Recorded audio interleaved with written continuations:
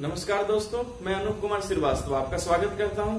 तो चलिए बच्चे, हम क्लास को आगे बढ़ाते हैं। तो जैसा मैं आपको पिछली क्लास में कांग्रेस के सूरत अधिवेशन के बारे में बता रहा था, तो देखिए मैंने पहले कहा था कि 6 में इनके बीच क्या हुआ, विरोध आ चुका था।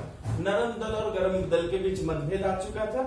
लेकिन नौरोजी ने क्या किया था बच्चे, कि किसी तरीके से इस मतभेद को दबा दिया था। इस बात को याद रखेंगे कि दादा भाई नौरोजी ने क्या किया था, मतभेद को दबा दिया था। क्लियर है। फिर कांग्रेस का सूरत अधिवेशन हुआ 1907 में। देखिए यहाँ भी मतभेद बहुत तेज रहा।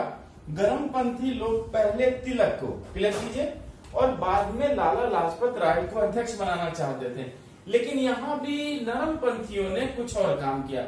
यहाँ सभी लोग केयर करेंगे कि नरम पंथियों ने क्या किया, कि नरम पंथी लोगों ने रास बिहारी घोष को, रास बिहारी घोष, क्लियर है बच्चे, भूलेंगे नहीं, रास बिहारी घोष को अध्यक्ष बनाया। रास बिहारी घोष को क्या हुआ बच्चे, अध्यक्ष बनाया। तो यहां भी देख सकते हैं कि गरमपंथियों की बात नहीं चली। गरमपंथी चाहते थे कि पहले तिलक को अध्यक्ष बनाया जाए, बाद में लाला लाजपत राय को अध्यक्ष बनाया जाए। लेकिन यहाँ भी नरम पंथियों ने अपने मन की बच्चे, और नरम पंथी लोगों ने क्या किया कि कांग्रेस के सूरत अधिवेशन का अध्यक्ष किसे बना दिया, रास बिहारी घोष को। अब इसके बाद क्या हुआ बच्चे, कि नरम पंथी और गरम पंथी लोगों में बड़े पैमाने पर विरोध शुरू हो गई बच्चे। ठीक है, स्थिति इतनी बुरी हो गई कि इन दोनों लोगों के बीच भयंकर मारपीट तक हुई। याद रखेंगे कि नरम पंथी और गरम पंथियों में विरोध बढ़ गया, इन दोनों में भयंकर मारपीट हुई, और अंत में बच्चे रिजल्ट ये निकला कि कांग्रेस का ही क्या हो गया, विभाजन हो गया।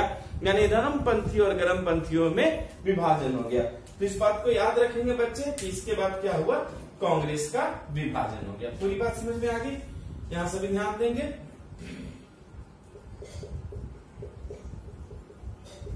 कांग्रेस का विभाजन हो गया। क्लियर है बच्चे, लीजिए यही है बच्चे सूरत का विभाजन, या कांग्रेस के सूरत अधिवेशन में विभाजन। तो हमें याद रखना है कि कांग्रेस का विभाजन हो गया। किसमें किसमें विभाजन हुआ, तो नरम पंथी में और गरम पंथी में। यहां सभी बच्चों ने लिख लिया है। चलिए मैं मिटाऊं, फिर हम आगे बढ़ते हैं और चीजों को बखूबी सीखते चलते हैं। देखिए अब क्या होता है, यहीं पर एनी बेसेंट ने अपना एक स्टेटमेंट दिया। जना एनी बेसेंट के स्टेटमेंट को हम सीखेंगे।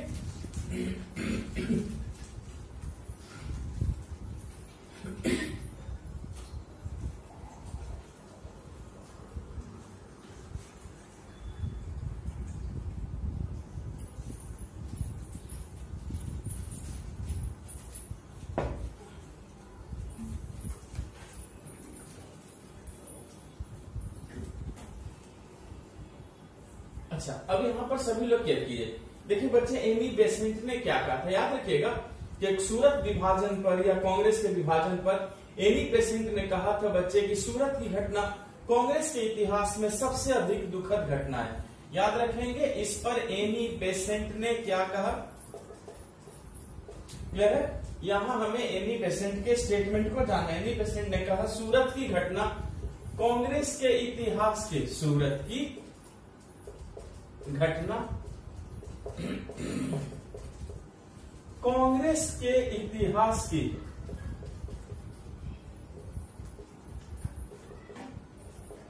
सबसे, पूरी बात समझ में आ गई बच्चे, याद रखिएगा।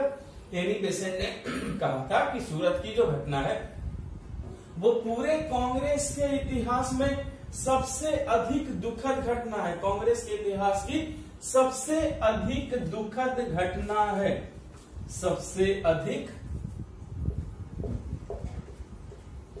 दुखद घटना है। क्लियर है। स्टेटमेंट्स को जरूर याद रखें कि किसने क्या स्टेटमेंट दिया। याद रखिए, स्टेटमेंट देख करके भी आपसे सवाल पूछा जाता है, तो सभी बच्चे याद रखेंगे कि एनी बेसेंट का ही स्टेटमेंट था कि जो सूरत की घटना है, सूरत की घटना है वो कांग्रेस के इतिहास के सबसे अधिक क्या है बच्चे, दुखद घटना। यहां तक समझ में आ गया आपको। अच्छा अब देखिए, अब विभाजन के बाद यहां पर हमें कुछ खास बातों को जानना है कि जब विभाजन हो गई, क्लियर है, तो विभाजन के बाद गरम पंथी यानी जो गरम दल का नेतृत्व किसने किया, विभाजन के बाद गरम दल का नेतृत्व किसने किया, हमें इस बात को भी जानना है। तो सभी बच्चे याद रखेंगे कि इसका नेतृत्व किया लाल, बाल और पाल ने। मैंने आपको पहले सिखा दिया है। तो याद रखिएगा कि जब सूरत का विभाजन हुआ या कांग्रेस का विभाजन हुआ तो गरम दल का नेतृत्व किसने किया, लाल पाल बाल। लेकिन यहीं पर एक सवाल यह है बच्चे कि नरम दल का नेतृत्व फिर किसने किया था। देखिए ये बहुत एक महत्वपूर्ण सवाल पर मैं लेकर आ रहा हूं कि ठीक है चलो सूरत का विभाजन हो गया। तो जब सूरत का विभाजन हुआ था तो सूरत के विभाजन के बाद बच्चे गरम दल का नेतृत्व लाल बाल पाल ने किया। लेकिन क्वेश्चन है कि नरम दल का नेतृत्व किसने किया था। तो सभी बच्चे याद रखिएगा ये बहुत इंपॉर्टेंट सवाल है। और नरम दल का नेतृत्व किया था गोपाल कृष्ण गोखले ने।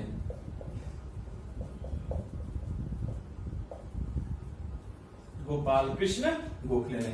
पूरी बात समझ में आ गई तो बच्चे भूलेंगे नहीं। अब जरा देखिए कि विभाजन के बाद गरम दल का नेतृत्व लाल बाल पाल के नेतृत्व में आगे की ओर बढ़ने लगा और नरम दल का जो नेतृत्व था वो किसने किया था, गोपाल कृष्ण गोखले ने। यहाँ आपको पूरी बात समझ में आ रही है बच्चे। चलिए अब हम आगे बढ़ते हैं और दूसरे मुद्दों पे फिर कहानी को लेकर आते हैं। एक बात याद रखिएगा बच्चे कि ये दोनों अलग तो हो गए थे लेकिन 1916 में पुनः दोनों दलों का विलय हुआ था, जो हम सीखेंगे कैसे। याद रखिएगा 1916 में पुनः दोनों दलों का विलय हुआ था। दोनों दलों का विलय हुआ था। हमें यह भी सीखना है बच्चे कि ये क्या हुआ, कौन कौन थी इसमें। क्लियर है। चलिए तो पहले इस बात को सभी बच्चे याद रखिएगा कि 1916 में क्या हुआ, दोनों दलों का आपस में फिर विलय हो गया। यहाँ तक आपको समझ में आया। ठीक है चलिए बच्चे अब यहाँ से हम आगे बढ़ेंगे और एक एकदम अलग कहानी की ओर चलेंगे और वो कहानी मुस्लिम लीग से जुड़ी हुई है। क्लियर है। तो देखिए अब जो हमारी अगली हेडिंग है वो है मुस्लिम लीग की स्थापना। चलिए इसको भी सीखते हैं। मुस्लिम लीग की स्थापना 1906, ये हमारा नेक्स्ट पॉइंट है। तो बच्चे सबसे पहले मैं आपको एक बात बता देता हूं। देखिए मैंने आपको पहले ही बताया था कि जब 1857 का विद्रोह हुआ था तो उस विद्रोह के बाद ही अंग्रेजों ने धार्मिक तुष्टीकरण की नीति अपनाई थी और हिंदू मुस्लिम का भेद डालना शुरू कर दिया था।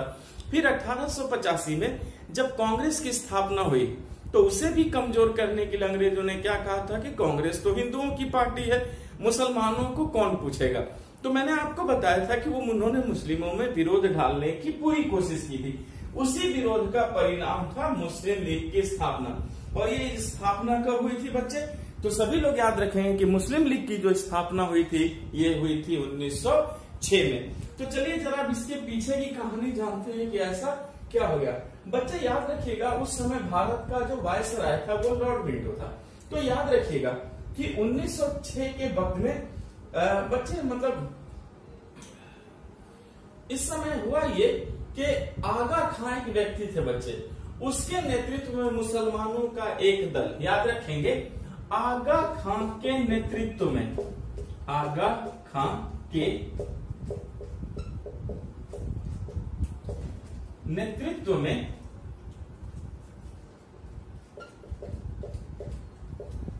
मुसलमानों का एक दल लॉर्ड मिंटो से मिला। लॉर्ड मिंटो से मिला।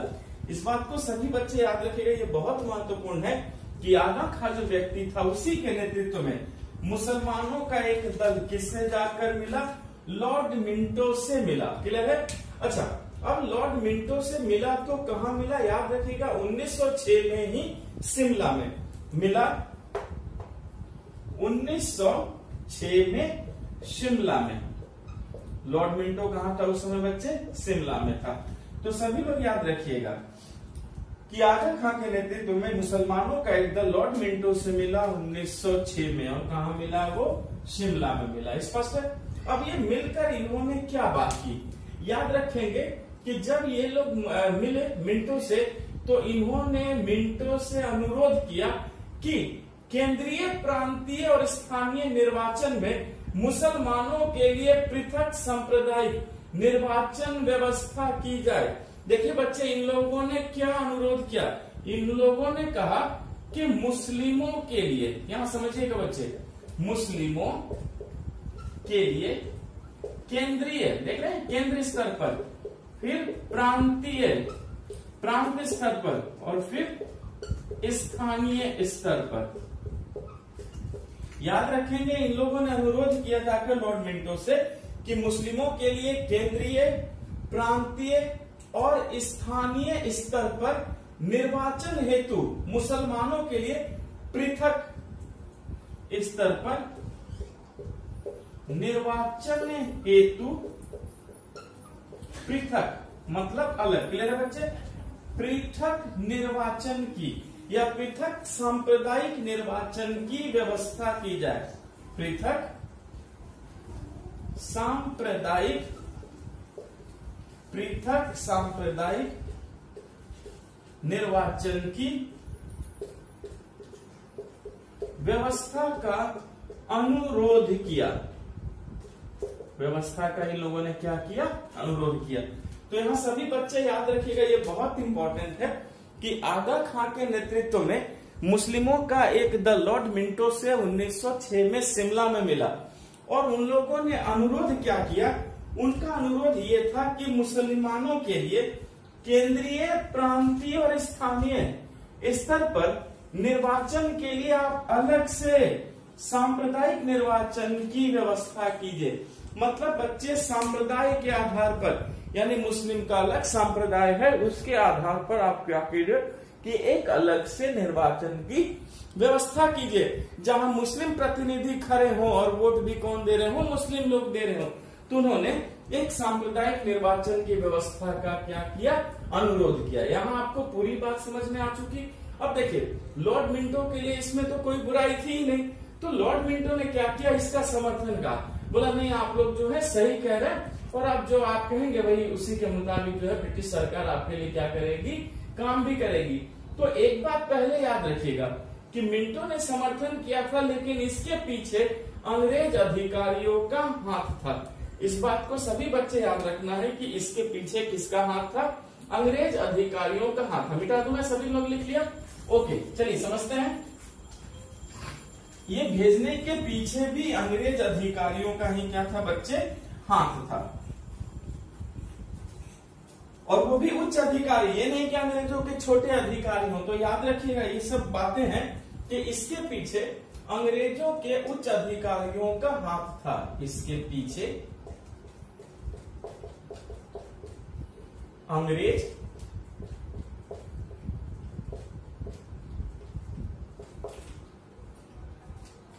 उच्च अधिकारियों का हाथ था, क्लियर है? और मिंटो ने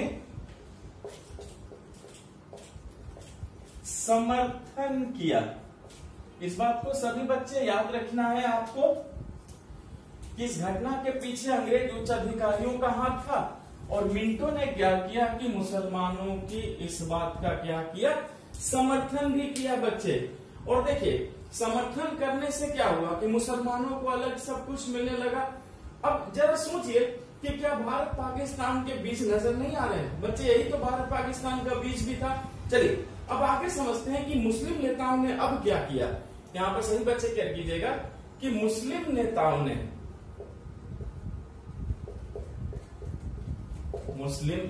ने ढाका के नवाब सलीमुल्लाह के नेतृत्व में, क्लियर है? यहां सभी बच्चे याद रखिएगा कि मुस्लिम नेताओं ने ढाका के नवाब सलीमुल्लाह के नेतृत्व में, ढाका का नवाब कौन था? सलीमुल्लाह। तो ढाका के नवाब सलीमुल्लाह के नेतृत्व में 30 दिसंबर 1906 को, नेतृत्व में 30 दिसंबर, क्लियर है बच्चे? 30 दिसंबर 1906 को, 30 दिसंबर 1906 को ढाका में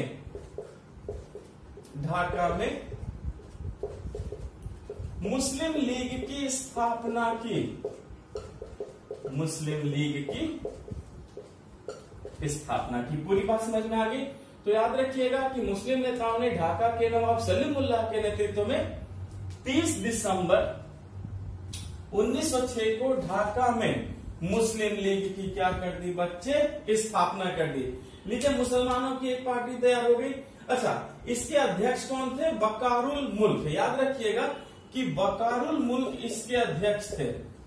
वकारुल मुल्क इसके मतलब मुस्लिम लीग के क्या थे? अध्यक्ष थे। क्लियर है?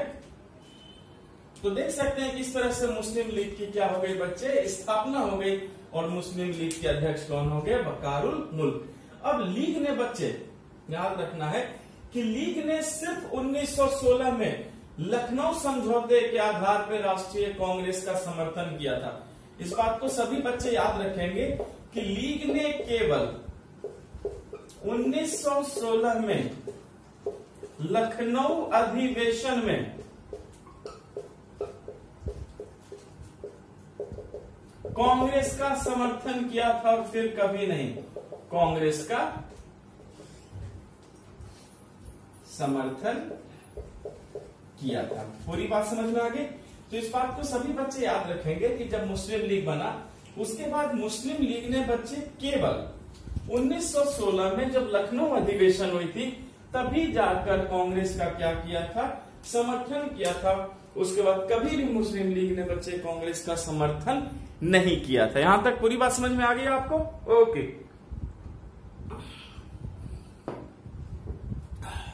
चलिए बच्चे, यहां तक तो हमने पूरी बात को अच्छे से सीख लिया। तो चलिए आप इस बात को याद रखिएगा, भूलिएगा नहीं कि लीग ने केवल 1916 में लखनऊ अधिवेशन में कांग्रेस का क्या किया था? समर्थन किया था। इसके